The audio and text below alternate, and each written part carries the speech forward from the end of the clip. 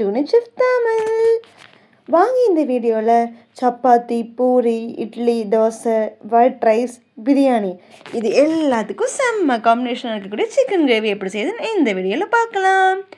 அதுக்கு நான் ஃபஸ்ட்டு ஒரு கடாய் எடுத்துக்கிறேன். கடாய் நல்லா ஹீட் ஆனதுக்கப்புறம் ஆயில் சேர்த்துக்கிறேன். ஆயிலும் ஹீட் ஆனதுக்கப்புறம் குட்டி குட்டியாக கட் பண்ணி வச்சுருக்கேன் வெங்காயத்தை நான் சேர்த்து நல்லா கலர் சேஞ்ச் ஆகிற வரைக்கும் வதக்கிக்கிறேன். இப்போ இந்த டைமில் நான் நீளமாக கட் பண்ணி வச்ச தக்காளியை ஆட் பண்ணி கூடவே உப்பும் சேர்த்து நல்லா வதக்கிக்கிறேன்.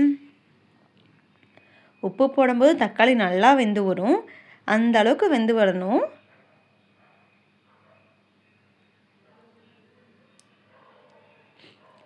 இதுக்கு நம்ம ஃப்ரெஷ்ஷாக அரைச்ச இஞ்சி பூண்டு பேஸ்ட் தான் யூஸ் பண்ண போகிறோம்.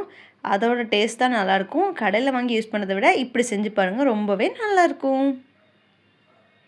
இப்போ இஞ்சி பூண்டு பேஸ்ட்டோட ரா ஸ்மெல் போகிற வரைக்கும் இதை நல்லா நம்ம வதக்கி எடுத்துக்கலாம்.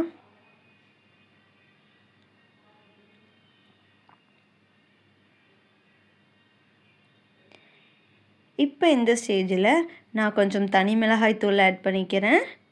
தனி மிளகாய் தூளும் மல்லித்தூளும் ஆட் பண்ணி நல்லா நம்ம கலந்துக்கலாம். உங்களுக்கு தேவைப்பட்ட சிக்கன் குழம்பு மசாலா கூட ஆட் பண்ணிக்கலாம், அதோட டேஸ்ட் இன்னுமே நல்லாயிருக்கும். நான் இன்றைக்கி இது 2 யூஸ் பண்ணி மட்டும்தான் இந்த கிரேவி ப்ரிப்பேர் பண்ணுறேன்.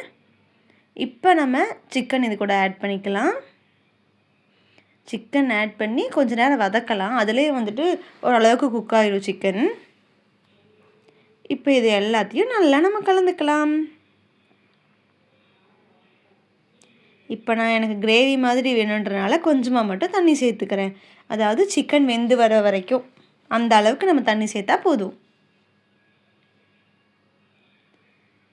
இப்போ கொஞ்சம் கொஞ்சமாக கொதிக்க ஆரம்பிச்சிருக்கு. இப்போ பார்த்தீங்கன்னா தெரியும், ட்ரை ஆகி அப்படியே எண்ணெயெல்லாம் பிரிஞ்சு வந்திருக்கு. சொல்லவே எனக்கு டெம்டிங்காக இருக்குது. பாருங்கள் எப்படி இருக்குன்னு. நம்மளோட செம்ம டேஸ்டியான சிக்கன் கிரேவி ரெடி ஆயிடுச்சு. And more tasty and healthy ரெசிபிக்கு நம்ம ஜூனி செஃப் தமிழில் சப்ஸ்கிரைப் பண்ணிக்கோங்க.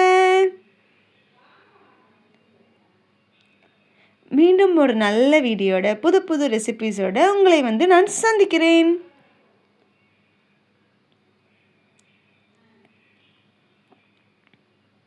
Bye guys.